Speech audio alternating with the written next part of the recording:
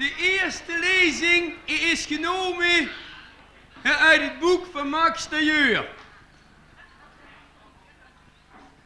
Toen zei Adam tegen Eva: potverdikke, wist dat blijkt je nou? Ik heb op het seminarium gezeten in rolduik. Vandaar ook mijn rolbuik. En mijn specialiteit, dat wordt preken. Maar mijn eerste preek, toen was ik zenuwachtig. 's Morgens was ik vroeg wakker. En dan heb ik goed wat van dat spreekvocht genomen. Voor de mis heb ik nog geprobeerd of de miswien de goede temperatuur heeft. En na 3 flessen waren dat. Nou, en ik ga me toch de prekstoel op en ik trek me toch van leer. Want na de mis vroeg ik aan de kuster hoe het geweest was. Nou zit hij om te beginnen. Het Halleluja, dat wordt niet gefloten. Toen er een kindje geboren wordt, toen zongen ze: er is een kindje geboren. En niet van zonde goeie hebben we nog niet gehad. En dan zit hij aan het eind van de preek, moet de amen zeggen en niet proost. En zit hij, als hij van de preekstoel komt, over die trap en niet over die leuning. Want je hebt geluk zitten dat de onder de knoep er niet meer aan zoot. Ja, ik moest er nogal direct bij het kerkbestuur komen. Omdat de rekening van de miswien te hoog was. Ja, ik zeg, daar kan ik ook niks aan doen. Maar want ik bij iedere keer: Heer, laat deze beker aan mij voorbij gaan. Ik zeg, maar dat doet je niet. Trouwens mensen, de carnaval en de kerk, die komen steeds dichter bij elkaar. Want er zien al carnavalsverenigingen die kerkliedjes zingen. Want in Venlo, daar zingen ze al van: Gijse mij.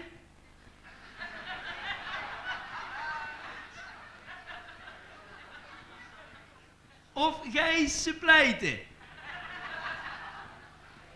Ja, en nou is Gijse pleiten. En toch is een heel verschil met de kerk van vroeger tegenover nou. Vroeger, toen had de kerk het geld. Tegenwoordig hebben de banken het geld. En de kerk heeft lege banken. Maar met Kerstmis, toen had ik nog volle banken. Want het waren druk in de avond, nachtmis. Want ik zeg op het eind van de mis: ik wens alle gelovigen een zalig kerstfeest. En voor degene die ik het volgend jaar met Kerstmis pas weer terugzie, die wensen gaan wij een fijne carnaval, een zalige Pasen en een mooie Pinksterdag.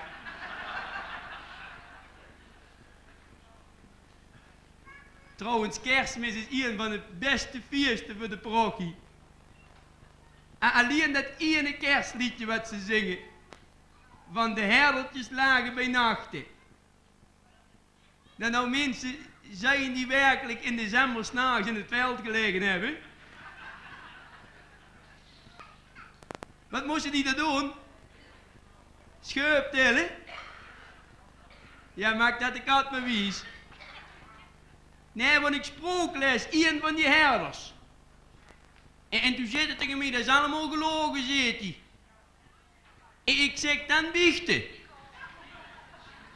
Want bij mij wordt nog gebiecht in de biechtstoel. Niks machinaal.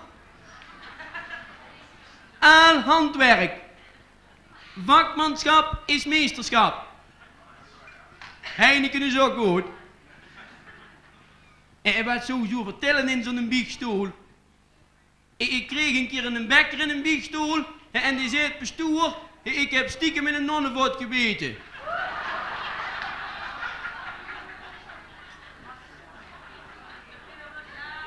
En zo toen kreeg ik een mekken in een biechtstoel en dat zei het bestuur, ik ben in verwachting.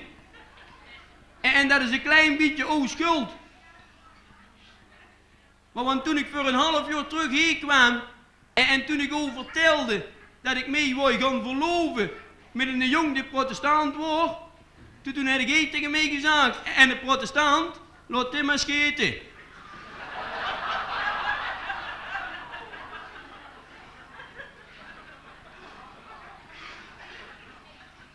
Ja, de vorige man komt er nog een jongen huwelijksmis bespreken. Ik zeg, jong, wat trouwt je mij? Ja, zit je bestuur met een Duitse? Ik zeg, met een Duitse? Och, zitten die Hollandse vrouwen, die hebben aaldkop in. Aaldkop in. Ik zeg, en die Duitse dan? Ja, zet je die ook met die gunnegut.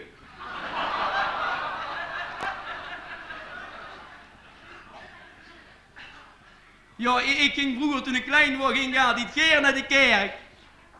En het mooiste van de mis vond ik altijd als je met de klingelbuur rondkwamen. Dan kon ik met een gouden zondagsgeld pakken.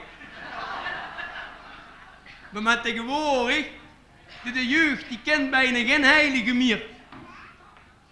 Maar wanneer ik zeg les nog onder de catechismusles, ik zeg maak eens een zin met het woord heilige in. Toen zei die een van die kinderen, als het zomers mooi weer is, gaat mijn broer meestal met zijn vriendin op de hei liggen. Ik zeg nou, jullie kennen toch wel onze grote baas, want die zorgt voor het dagelijkse brood. Ja, bij ons wel niet, zei Trenne, want de mam haalt alles binnen niet. Ik zeg, wordt er bij jullie dan niet meer gebijt? Ja, jawel, zei hij, want gisteravond toen bracht ons mama naar bed toe. En toen hoorde ik dat ze tegen zijn pap zag, goddank, die liet er weer in. Maar toch heb ik een paar goede misdienaars. Maar want net voor Kerstmis zit er nog in tegen mij pastoor. Zondag hoefde geen eten klaar te maken, want ik breng uw zaterdag in de knieën. De ganse zaterdag gewacht, maar niks. Zondagsmorgens voor de mis zeg ik tegen hem, ik zeg, we hadden me gisteren vergeten, jong. Nee, zit je bestuur, de knieën is wel beter.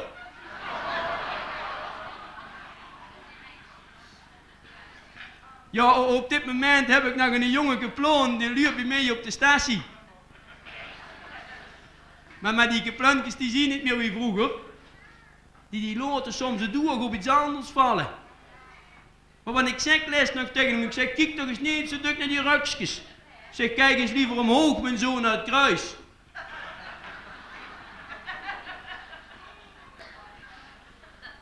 Net voor Kerstmis, toen zat je in een biechtstoel.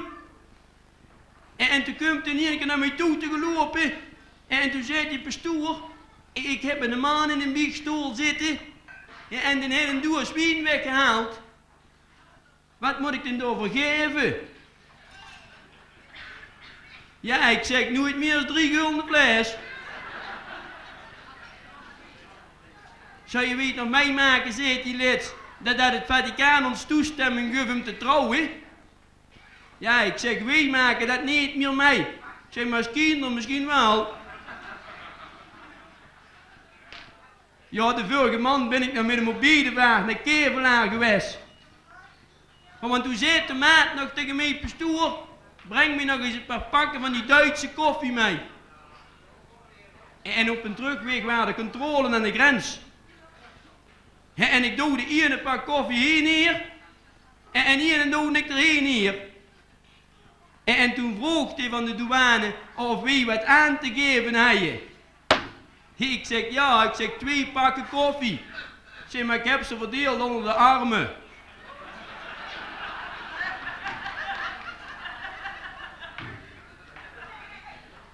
Ja mensen, bedankt dat je aan het eind van deze week nog geluisterd hebt naar mijn preek.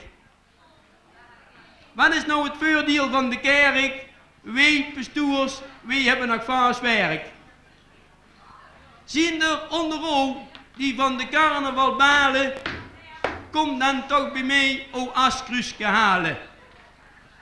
Maar als woensdagsavonds hoefde mij niet te bellen. Want dan ga ik met mijn beste maatje hierin schellen. Vastenavond samen.